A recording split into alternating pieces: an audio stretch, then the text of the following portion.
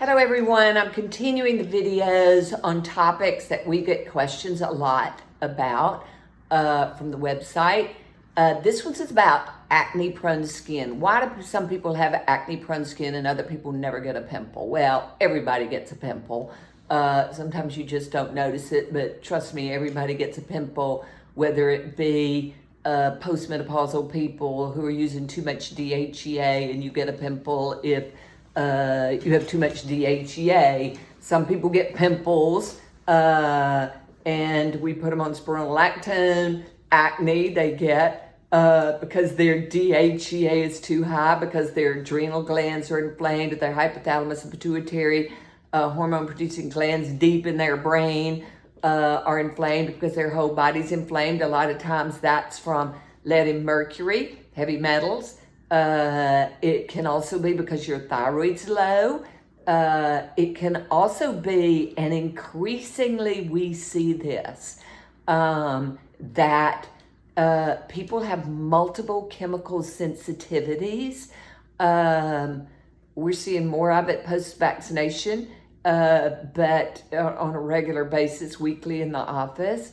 They didn't have it before, so something has occurred there. Not sure what it is, but multiple chemical sensitivities, which people have. They'll describe symptoms that you do everything to try to clear them up, and what they have is a HLA-DR DRDQ gene that needs to be tested for, and you'll find that gene is, they were born with some part of that gene that is not quite perfect, and it's causing them to be more sensitive to chemicals. Those are people who usually have, there's a lot of smells that they don't like, and people manifest those things in different ways, but one of which is acne. The other thing is you're seeing more and more people now who have mold sensitivities,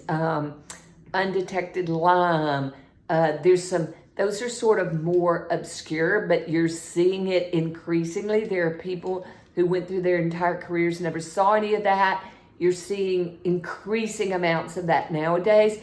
But acne-prone skin means, first and foremost, you've got the gene for acne. Somebody in your family, generally mother, father, sisters, brothers, somebody had pimples, spots, as the Brits say, acne, when they were growing up. So you got the gene, and inflammation sets off the gene. Inflammation is caused by your gut being inflamed a lot of times.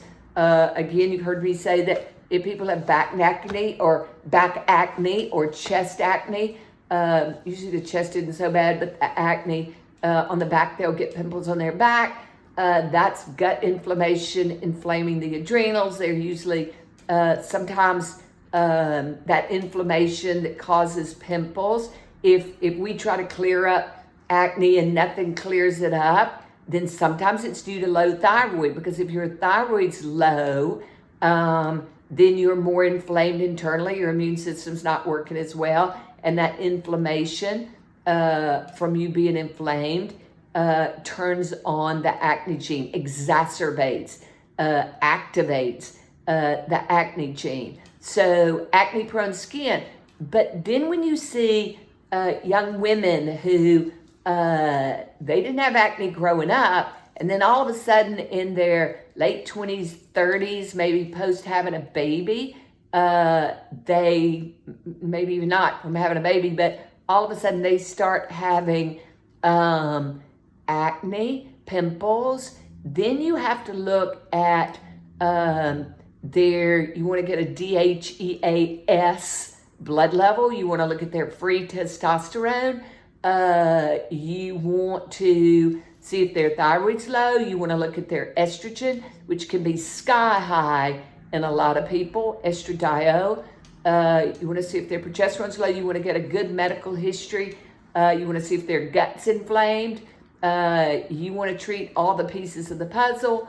And then on the surface of the skin, you've got to use skin products that work. And these are the people who sometimes we have to move them up. They're using peel, vitamin A plus, serum, night regeneration, wrinkle filler if they need it, cell optimizer if they need it, depending on their age, etc.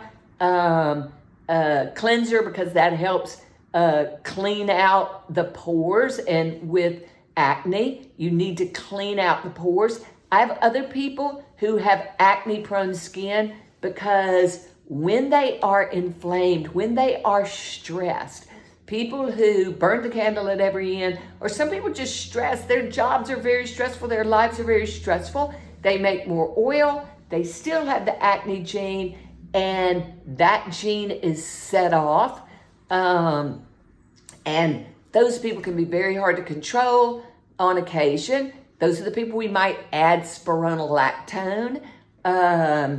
There's a lot of different reasons that people's acne is, some people it's easy enough to control, some people it's hard to control, but you've got to look internally and externally, but there's always an acne gene that's been set off. So you got to do things internally, glutathione for sure. You want to balance whatever's imbalanced internally. If your gut's inflamed, glutamine, GALT is one of the best things that I've seen to help heal your gut. Optimize probiotics because they're strong. It has Saccharomyces in there that helps coat your gut. If you have A blood type, aloe juice, really good for the skin, helps you go to the bathroom. If you're constipated, your gut's inflamed for some reason. Sometimes people have acne, particularly if you have neck acne, you always have low hydrochloric acid in your stomach. So those are symptoms and things that I'm looking at. And on the website, there's a skin solution about acne and the things that we do, how to start and advance skin products, what to do internally.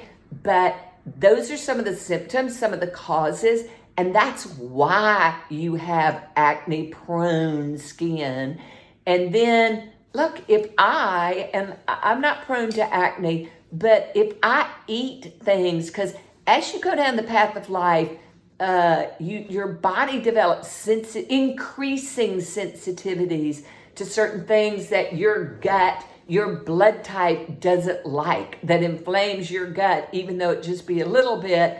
And then you combine that with stress, not getting enough sleep, or not sleeping well, or but if you're eating things that your body doesn't quite like, look, everybody's allergic to bread to a certain extent. You can eat a little bit, but for instance, if I eat things that consistently, say I'm somewhere and I'm eating too much bread because it's really good bread, and every now and then I just succumb, then I'll get a pimple somewhere, okay? And so that tells you that if you've inflamed your gut, hemorrhoids, people get hemorrhoids, they get rectal itching. Those things are from internal inflammation, gut inflammation, and in a lot of people, it'll set off pimples. So there are a lot of symptoms. Your body, if you just know them, knowledge is power. If your body knows them, then what you'll know is why do you have it?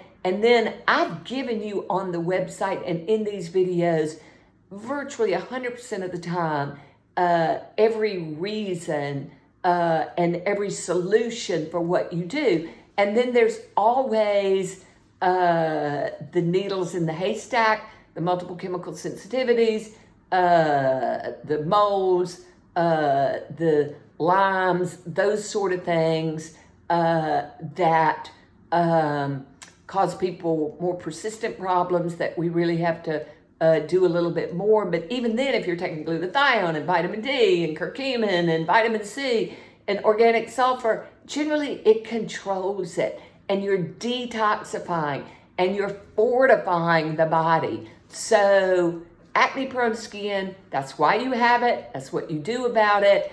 It's a gene. Look, everybody's got something, okay? We've all got genes. Everybody doesn't have perfect genes. We're not born with perfect genes, and it would be a miraculous miracle. And I see all the time with people who are born with missing enzymes that are imperative to detox, people who have MS, all sorts of things.